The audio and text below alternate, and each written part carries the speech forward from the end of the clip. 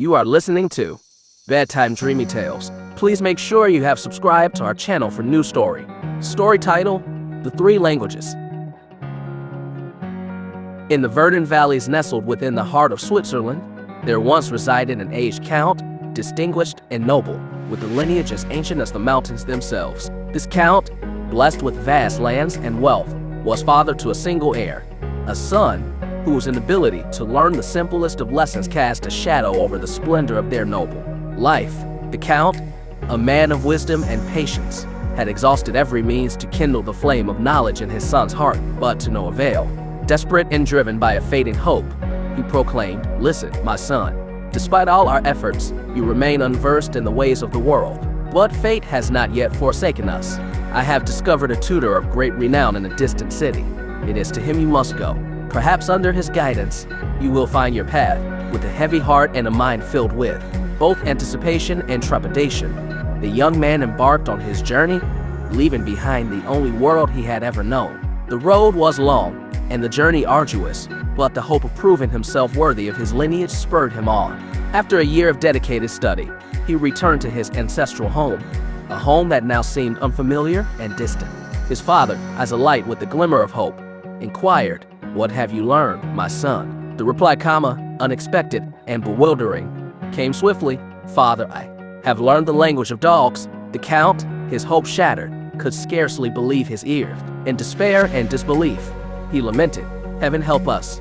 Has my only son dedicated his time to the frivolities of animal speech?" Yet, undeterred by the unconventional nature of his son's learning, the count resolved to give him another chance, sending him to a new city, to a new tutor, in the hopes that this time his son would return with knowledge of value. In this new environment, amidst the bustling streets and scholarly halls, the young man poured himself into his studies with a renewed fervor, dedicating yet another year to his education. However, upon his return, he bore news even more peculiar than before. He had mastered the language of birds. This revelation, far from pleasing, ignited a fury within the count. Viewing his son's talents as nothing more than curious novelties, he sent him away once more, his patience now a threadbare veil over his mounting despair. "If you return with nothing of practical worth, then you are no son of mine," the count declared, his words echoing like a solemn curse. Under the tutelage of the third mentor, in a place where the rhythms of nature intertwined with ancient lore, the young man learned the language of frogs. When this news reached the count's ears, it was met not with incredulity but with a wrathful finality. Convinced of his son's utter uselessness, he ordered a fate most grim. His son was to be taken to the forest and left for death. Yet the servants, moved by compassion and unable to bear the weight of such sin, spared the boy, offering a deer's eyes and tongue as proof of their deed, and set him free into the embrace of the unknown. Cast out and alone, the young man wandered, lost in thought and direction, until fate guided him to the gates of a mysterious castle, shrouded in whispers of enchantment and danger. It was here, in the shadow of stone and spell, that he found refuge for the night. The castle, besieged by a pack of wild, spectral dogs demanding a tribute of human flesh each night, held a secret that only one with the young man's unique abilities could unveil. Communicating with the creatures, he learned of their true nature, enchanted guardians of a treasure buried deep beneath the earth.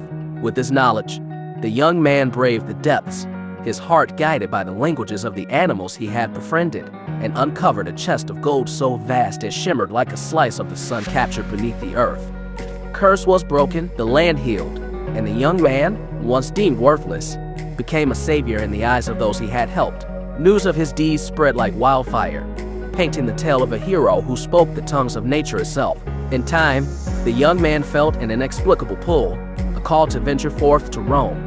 Along the way, in a swamp thick with mystery and whispering reeds, he listened to the chorus of frogs speak of a destiny not yet realized. Rome, the eternal city, was in turmoil, for the Pope had passed, and no successor could be found. But as the young man stepped into the hallowed halls of the church, doves, symbols of peace and divine woe, alighted upon his shoulders, marking him as the chosen one. Despite his humble origins and the unconventional path he had walked, the doves whispered the sacred words into his ear, enabling him to lead with a wisdom and grace that transcended human understanding. He became the Pope who bridged the realms of the divine and the natural, beacon of hope and unity in a world fraught with division.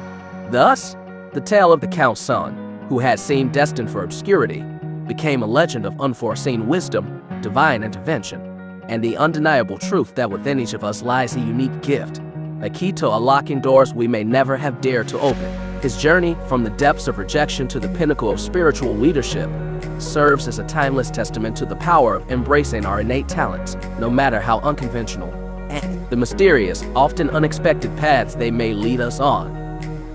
If you like this story, please give this video a like and comment below with your thoughts. See you in the next story.